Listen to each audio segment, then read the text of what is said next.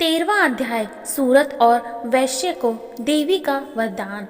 ओम चंडी देवी को नमस्कार है, जो उदय काल के सूर्यमंडल की से क्रांति धारण करने वाली हैं, जिनके 4 भुजाएं और 3 नेत्र हैं, तथा जो अपने हाथ में पाश, अंकुश, वर एवं अभय की मुद्रा धारण किए रहती हैं, उन शिवा देवी का मैं ध्यान करता हूँ।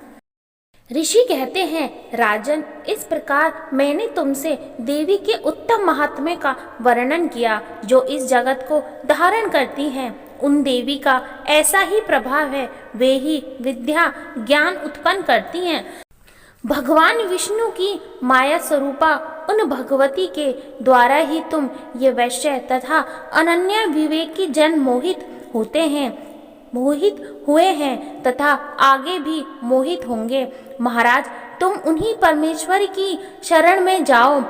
आराधना करने पर ही मनुष्यों को भोग, स्वर्ग तथा मोक्ष प्रदान करती हैं। मार्कंडेय जी कहते हैं, कष्टकुंजी मेधा मुनि के ये वचन सुनकर राजा सूरत ने उत्तम व्रत का पालन करने वाले उन महाभाग महर्षियों को प्रणाम किया। वे अत्यंत ममता तथा राज्य परहन से बहुत खिन्न हो चुके थे।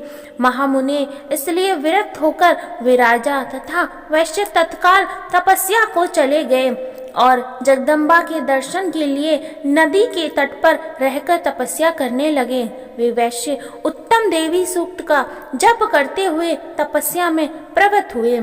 वे दोनों नदी के तट पर देवी की मिट्टी की मूर्ति बनाकर पुष्प, धूप और हवन आदि के द्वारा उनकी आराधना करने लगे। उन्होंने पहले तो आहार को धीरे धीरे कम किया, फिर बिल्कुल निराहार रहकर देवी में ही मन लगाए एकाग्रता पूर्वक उनका चिंतन आरंभ किया। वे दोनों अपने शरीर के रक्त से प्रोक्षित बलि देते हुए लगातार 3 वर्ष तक संयम पूर्वक आराधना करते हुए इस प्रकार प्रसन्न होकर जगत को धारण करने वाली चंडिका देवी ने प्रत्यक्ष दर्शन देकर कहा। देवी बोली, राजन तथा अपने कुल को आनंदित करने वाले वैश्य, तुम लोग जिस वस्तु की अभिलाषा रखते हो वह मुझसे मांगो, मैं संतुष्ट हूँ, अतः तुम्हें वह सब कुछ दूंगी। मार्कंडेय जी कहते हैं, तब राजा ने दूसरे जन्म में नष्ट न होने वाला राज्य मांगा तथा इस जन्म में भी शत्रुओं की सेना को बलपूर्वक नष्ट करके पुनः अपना राज्य प्राप्त कर लेने का वरदान मांगा। वैश्य का चित्त संसार की ओर से खिन्न एवं विरक्त हो चुका था और वे बड़े बुद्धिमान थे, अतः उस समय उन्होंने तो ममता और अहंता रूप आसक्ति का नाश करने वाला ज्ञान मांगा। देवी बोली, राजन, तुम थोड़े ही दिनों में शत्रुओं को मारकर अपना राज्य प्राप्त कर लोगे और वहां तुम्हारा राज्य स्थिर रहेगा। फिर मृत्यु के पश्चात तुम भगवान विश्वान सूर्य के अंश से जन्म लेकर इस पृथ्वी पर सार्वणिकी मनु के नाम से विख्यात होंगे। वैश्वर्य, तुमने भी जिस वर को मुझसे प्राप्त करने की इच्छा की है उसे देती हूँ, तुम्हें मोक्ष के लिए ज्ञान प्राप्त होगा।